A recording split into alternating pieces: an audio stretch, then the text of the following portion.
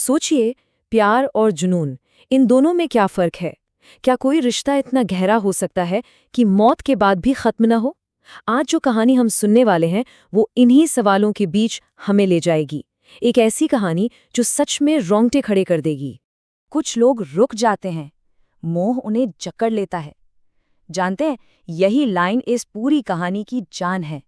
ये हमें एक ऐसी दुनिया में खींच ले जाती है जहां प्यार कब मोह बन जाता है पता ही नहीं चलता, और जहां मौत अंत नहीं बल्कि एक डरावनी शुरुआत होती है। तो चलिए कहानी की शुरुआत करते हैं देवगिरी से। एक बेहद शांत, खूबसूरत पहाड़ी कस्बा। पर कहते हैं ना, अक्सर सबसे गहरी शांति के नीचे ही सबसे बड़ा तूफान छिपा होता है। यहाँ भी प्यार, बलिदान और किस्मत का एक ऐसा ही खेल चल रहा था। और यहीं पर कहानी में पहला मोड़ आता है। विक्रम, जो दिलो जान से स्कूल टीचर मेघना से प्यार करता था, उसके लिए उसका परिवार एक अलग ही प्लान बना चुका था। वो चाहते थे कि विक्रम की शादी मेघना की ही छोटी बहन निशा से हो। अब सोचिए विक्रम किस कश्मकश में होगा। एक तरफ प्यार, दूसरी तरफ परिवार। और फिर जब निशा को ये सच्चाई पता चली तो उसने जो किया वो शायद ही कोई कर पाता है। अपनी बहन की खुशी के लिए उसने चुपचाप अपनी खुशी कुर्बान कर दी। बस इतना ही कहा, बस आप खुश रहो दीदी, मेरे लिए इतना काफी है। ये शब्द उसके प्यार की गहराई बताते हैं। तो निशा के इस बलिदान के बाद विक्रम और मेघना की शादी हो गई, और अगले 3 साल मानो उनकी जिंदगी में सिर्फ और सिर्फ खुशियां थीं। उनका प्यार हर बीतते दिन के साथ और पक्का होता गया। ऐसा लगता था जैसे वो दोनों एक दूसरे के लिए ही बने हों, एक दूसरे के बिना बिल्कुल अधूरे। पर किस्मत को शायद ये खुशी मंजूर नहीं थी। फिर आई वो एक रात जिसने सब कुछ बदल दिया। उनकी हंसती खेलती दुनिया पर एक ऐसा साया पड़ा जिसने सब कुछ तबाह कर दिया। मेघना की अचानक मौत हो गई, पर यह कहानी का अंत बिल्कुल नहीं था। असल में ये तो एक ऐसे खौफनाक सिलसिले की बस शुरुआत थी जो कभी खत्म नहीं होने वाला था। उसके अंतिम संस्कार के वक्त ही अजीब चीजें होने लगीं।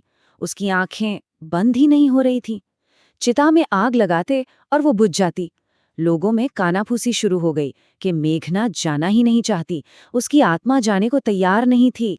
और फिर उसी रात विक्रम का सबसे भयानक डर सच हो गया। उसने मेघना को रसोई में देखा। वही लाल साड़ी, खुले बाल, बिल्कुल वैसी ही।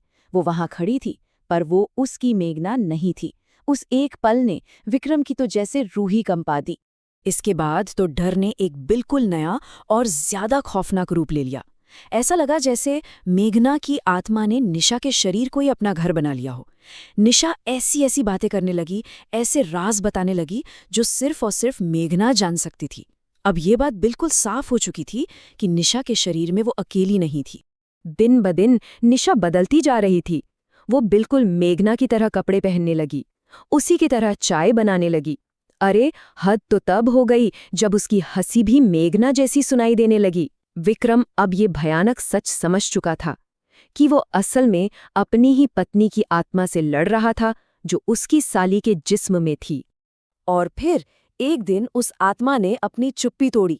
निशा के मुंह से मेघना की आवाज निकली और उसने कहा, अब हमें कोई अलग नहीं कर सकता। ये शरीर अब मेरा है। प्यार अब जुनून नहीं बल्कि एक जानलेवा कब्जा बन चुका था। अब कहानी उस मोड़ पर आ पहुंची थी जहां विक्रम पूरी तरह हताश हो चुका था। उसे अपनी गर्भवती पत्नी निशा को बचाना था और अपने अजन्मे बच्चे को भी, और इसके लिए वो कोई भी खतरा उठाने को तैयार था।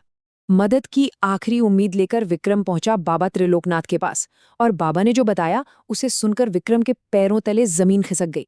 उन्होंने कहा कि ये कोई मामूली भूत प्रेत का साया नहीं है, ये है एक मोह में फंसी आत्मा, यानी एक ऐसी शक्ति जिसके लिए प्यार और पागलपन में कोई फर्क नहीं बचा है।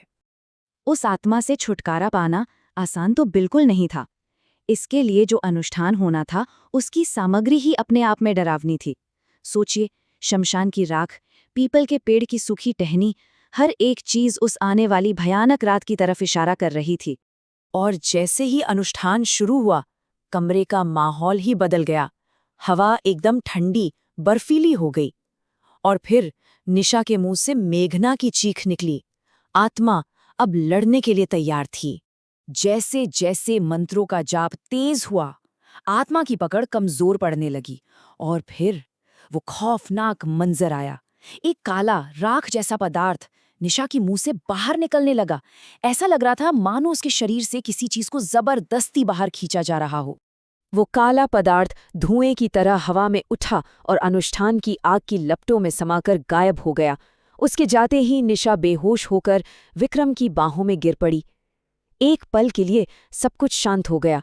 ऐसा लगा जैसे वो बुरा सपना अब खत्म हो चुका है। तो क्या जीत हो गई थी? क्या सब कुछ ठीक हो गया था? लेकिन क्या इतनी मजबूत पकड़ वाली आत्मा इतनी आसानी से हार मान सकती है? बाबा की आखिरी बात ने विक्रम के दिल में डर का एक नया बीज बो दिया। उन्होंने चेतावनी दी थी, मोह में फंसी आत्मा कभी पूरी तरह खत्म नहीं होती, वो बस सो जाती है और सही वक्त का इंतजार करती है। और बाबा का वो डर उसी रात सच हो गया। आधी रात को विक्रम की आंख खुली और उसने देखा कि कमरे में कोई है। बिस्तर के ठीक पास कोई बैठा था, लाल साड़ी, खुले बाल। वो वापस आ गई थी। इससे पहले कि विक्रम कुछ समझ पाता, वो साया गायब हो गया, पर जाते जाते एक आवाज छोड़ गया। पायल की हल्की धीमी छनछनाहट जो धीरे धीरे दूर होती जा रही थी। ये इस बात का सबूत था कि वो गई नहीं है, वो बस इंतजार कर रही है। तो सवाल अब भी वही है, क्या वो सच में चली गई है या वो बस सही मौके का इंतजार कर रही है? क्या इस तरह का मोह कभी सच में खत्म होता है? कहानी तो शायद यहीं खत्म हो जाती है, पर डर नहीं, क्योंकि जैसा बाबा ने कहा था, वो बस सो जाती है और सही वक्त का इंतजार करती है। ये कहानी हमें यही याद दिलाती है कि कुछ रिश्ते मौत के बाद भी खत्म नहीं होते, वो बस इंतजार करते हैं, शायद एक नए शरीर का।